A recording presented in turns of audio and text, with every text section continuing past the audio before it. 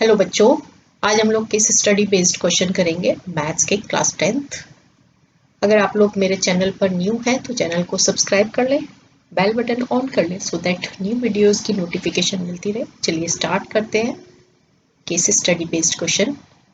Ravish got a clinometer from school lab and started the measuring elevation angle in surroundings. He saw a building on which society logo is painted on wall of building. ये हमें एक diagram given है, साथ में हमें given है कि from A point P on the ground level the angle of elevation of the roof of the building is 45 degree. The angle of elevation of the center of logo is 30 degree from same point. The point P is at a distance of 24 meter from the base of the building. ये जो point है यहाँ पे ये खड़ा है, ये P point है, ठीक है। यहाँ से ये लोगो है, इसका एंगल हमें यहाँ से दिया हुआ है 30 डिग्री और बिल्डिंग की रूफ का जो एंगल दिया हुआ है ये दिया हुआ है 45 डिग्री और P का जो डिस्टेंस है दिस इज 24 मीटर, राइट। अब इसके ऊपर हमसे कुछ क्वेश्चंस पूछे गए हैं। क्वेश्चंस, पहला क्वेश्चन है what is the height of the building logo from the ground. Option है 8√2, 4√3, 8√3, 4√2। फर्स्ट क्वेश्चन को सॉल्व करने के लिए हमने ये डायग्राम बना लिया। इस P पॉइंट से बिल्डिंग का लोगो है ये दिस इज लोगो, राइट। तो हमें हाइट पूछिए ए बी, ये हमें निकालनी है। क्या निकालनी है? हमें ए बी निकालनी है, दिस वन, ठीक है। इसको ले लेते हैं एच।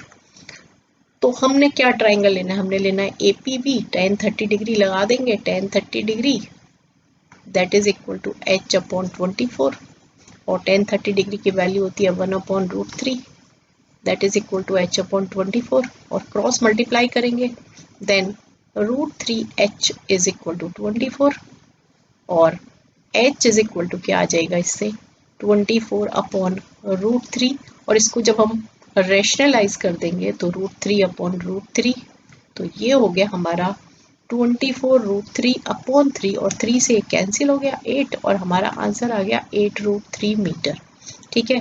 तो इसका आंसर हो गया C. Clear. Second part, what is the height of the building from the ground, ठीक है। हाइट हमें निकालनी है इसमें। तो देखो इसमें हम बड़ा वाला ट्राइंगल लेंगे, इन ट्राइंगल एपीसी में हम tan 45 degree that is equal to क्या आ जाएगा हमारा AC अपॉन AP, ठीक है। tan 45 होता है 1, AC हमें फाइंड करनी है और AP हमें गिवन है 24 मीटर, ठीक है।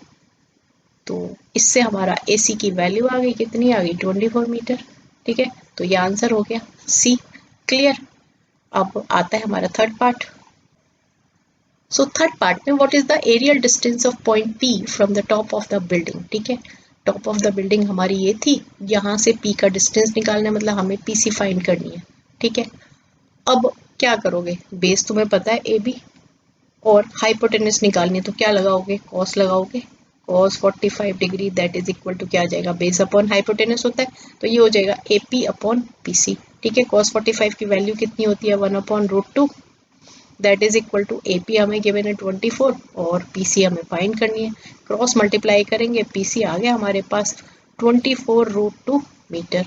तो ये आंसर हो गया हमारा B। क्लियर इतनी बात। Next part, if point of the observation P is moved 9 meter towards the base of the building, then angle of elevation theta of the logo on building is given by, ये हमारे पास options है। तो इसके लिए हमें दोबारा से एक डायग्राम बनाना पड़ेगा। देखो डायग्राम तो वही रहेगा लेकिन थोड़ी सी चीजें चेंज हो जाएंगी। कैसे चेंज हो जाएंगी ये समझ लो। देखो पहले हमें गिवन था PA 24 मीटर, ठीक है, ये गिवन था और हमसे पूछा है कि if the point of observation P is moved 9 metre towards the base of the building. अब ये 9 मीटर ये पॉइंट इधर चला जाता है तो ये कितना हो जाएगा 24 माइनस 9 मतलब कि 15 मीटर हो जाएगा ना, ठीक है। तो वही हमने दूसरे डायग्राम में यहाँ पर 15 मीटर लगा दिया, ठीक है। और angle of elevation theta of the लोगो के साथ एंगल ऑफ एलिवेशन ले लिया है थीटा, ठीक है। और हमसे क्या पूछा है इसमें? हमने निकालना है then the angle of elevation theta of the logo on the building is given by. मतलब हमें ये छोटा वाला ट्राइंगल लेना है, ठीक है। और tan theta is equal to क्या हो जाएगा, A B upon P A, ठीक है। और ए बी कितना था, ए बी हमने ऊपर निकाला था और ए बी की वैल्यू आई थी 8√3, ठीक है, फर्स्ट पार्ट पे निकाली थी, और ये हमारे पास है 15। तो हमारा आंसर क्या हो गया इसका, तो इसका आंसर हो गया डी, ठीक है। अब नेक्स्ट पार्ट आता है फिफ्थ पार्ट के लिए। In above case the angle of elevation phi of the top of building is given by, हमें टेन फाई की वैल्यू निकालनी है, ठीक है। तो देखो tan phi, tan phi is equal to क्या हो जाएगा, ए सी अपॉन पी ए, ठीक है। और AC की वैल्यू हमने अभी निकाली थी ऊपर, कितनी आई थी, 24 आई थी, और PA कितना गिवन है, 15।